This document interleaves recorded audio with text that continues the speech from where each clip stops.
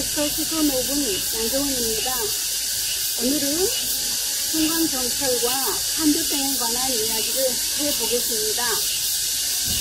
광주 무등산 자락에는 조선 중엽 권력 다툼 와중에 물러난 선비들이 세운 소세원, 송강정, 식영정, 면왕정 등 수많은 정자와 원림이 남아 있습니다.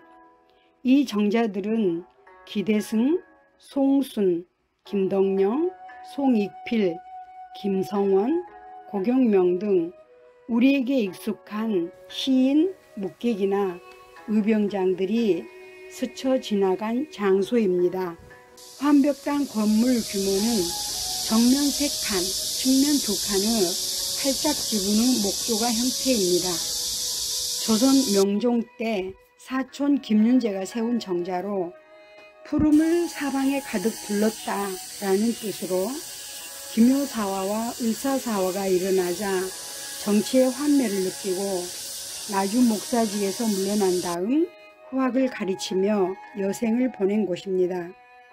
정자 안에는 송시열이 쓴 환벽당 글씨와 더불어 이몽룡과 조자이의 시가 걸려 있습니다.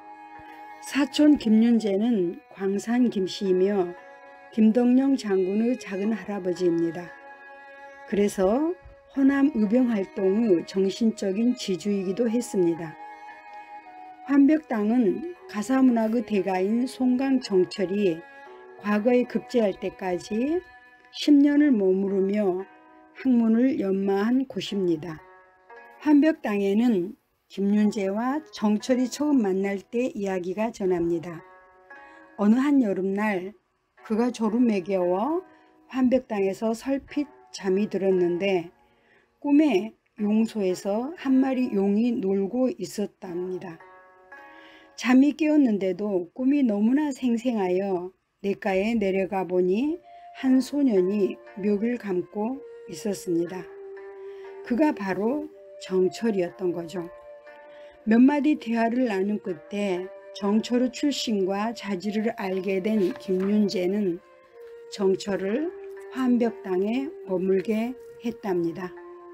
정철은 서울 지금의 종로구 장이동에 살면서 큰 누나는 인종의 후궁이고 셋째 누나는 계림군의 부인이었으므로 어린 시절 궁궐에 수시로 드나들면서 훗날 명종이 된 경원대군과도 친했습니다. 그런데 갑작스럽게 사화의 정국이 그 행복을 송두리째 앗아가 버렸습니다. 1545년 명종이 즉위하고 문정왕후 오빠이고 명종의 외삼촌인 윤원영 일파가 중종의 제1계비 장경왕후의 오빠이고 인종의 외삼촌인 윤임 일파에게 모반 혐의를 뒤집어 씌워 제거한 을사사화가 일어납니다. 이때 정철의 매형 계림군이 윤임의 추대를 받았다는 이유로 수배되었으며 계림군이 잡혀와 능지처사를 당했고 정철의 부친과 큰형은 유배를 당했습니다. 명종 6년 1551년에 순회세자가 태어나자 대사령으로 풀려난 부친 정유침은 가족들과 함께 담양 창평으로 이사를 했습니다. 이때 정철은 어머니를 모시고 있던 둘째 형 정소를 만나러 순천으로 가다가 이곳 환벽당 근처에서 운명처럼 스승 김윤재를 만났습니다.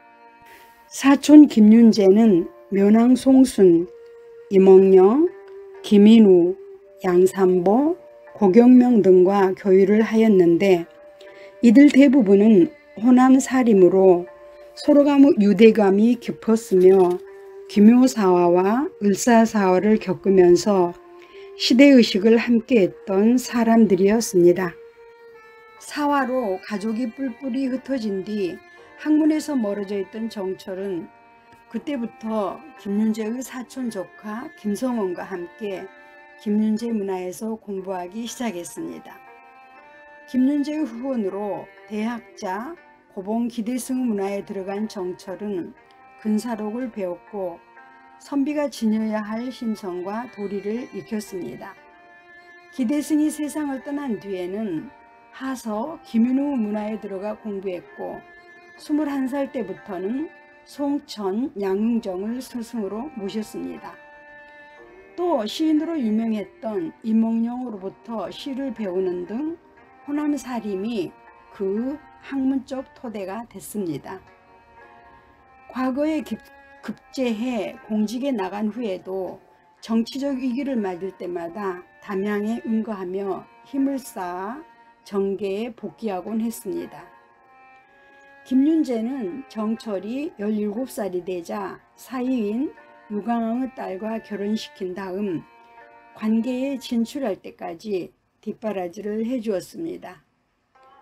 이런 아름다운 인연을 담은 한벽당은 현재 정철의 셋째 아들 정근병의 후손이 관리하고 있습니다. 정철은 그렇듯 청명하고 용맹스러웠지만 대나대도 많지 않다되 사모가 늘 한쪽으로 기울어져 있었고 임금이 불러도 술이 깨지 않아 등청하지 못한 적도 있는 등 지독한 음주 습관 때문에 관료사회에서 손가락질을 받기도 했습니다. 그리고 우의정 자의여정까지 역임하고 서인의 영수로 명종시대부터 선조시대까지 붕당정치의 한가운데서도 우리 국문학사상 최고봉으로 꼽는 삼위인곡, 송미인곡, 관동별곡, 성산별곡 등 4편의 가사와 훈민가 등 107수의 한시를 남겼습니다. 이런 문학적 업적에도 불구하고 정철 특유의 다혈질적이고 직성적인 성정 탓에 고난을 자초하기도 했습니다. 고향과 같은 담양과 학문적 토양을 제공한 호남 사림가의 악연은 1589년 선조 22년 기축옥사에서 비롯되었습니다. 서인인 정철이 정렬인 모반 사건의 최고 수사관인 유관을 맡아 동인 출신 학자들을 대거 숙청하는 피바람을 일으켰기 때문입니다. 정렬인 모반 사건을 빌미로 정적인 동인 제거에 나섰는데 이때 희생된 사람이 천여 명으로 조선시대 4대사와 희생자 500여 명의 2배에 달할 만큼 끔찍했습니다. 피해자 가운데는 대사관인 이발, 이길 형제와 최영경, 정계청 등 호남 사람들이 대거 포함됐습니다. 특히 이발의 82세 노모와 8살 난 아들도 고문으로 숨지는 등 어부사시사로 유명한 윤선도의 고모부 이발의 광산이씨 집안은 멸문지화의 변을 당했습니다. 이들의 처첩과 자녀를 노비로 삼고 부모 형제는 귀양 보내고 모든 재산은 몰수했습니다. 얼마나 뼈에 사무쳤으면 이발의 후손인 광산이씨 집안 아낙네들은 제사를 지낼 때 고기를 다지면서 정철 한답니다. 기축옥사 이후 광산이씨는 물론 정계청의 가문인 고성정씨는 정철의 가문인 연일정씨와 400년간 혼인을 하지 않았다고 합니다. 담양에 있는 공립대안학교인 송강고 개명을 놓고 논란이 잦아들지 않고 있습니다. 정철에게 피해를 입은 6개 문중은 송강고가 정철을 연삭해 한다며 학교 이름을 바꿀 것을 요청했습니다. 송강은 뛰어난 문학가였지만 잔혹한 정치인이기도 했습니다. 정철과 선조는 임진왜란을 발생시켜 민족이 수렁에 빠지게 하였으며 조선 4대 사화의 희생자가 총 500명인데 정철과 선조는 기축옥사를 일으켜 무려 호남인 1000여 명을 죽였습니다. 또한 전라도 인물들은 중앙관료로 등원시키지 않았습니다.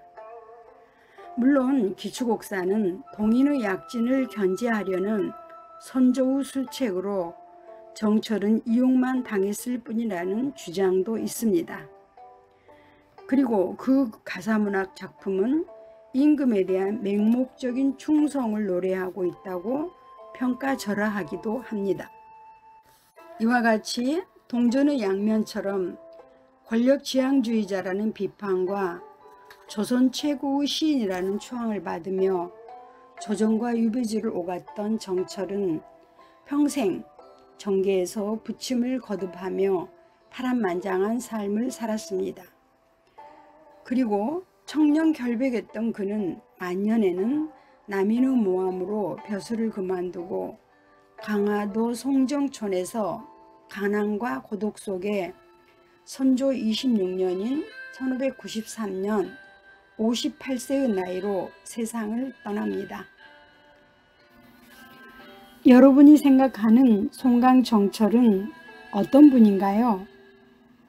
뛰어난 문학가였나요? 아니면 잔혹한 정치인이었다고 생각하신가요?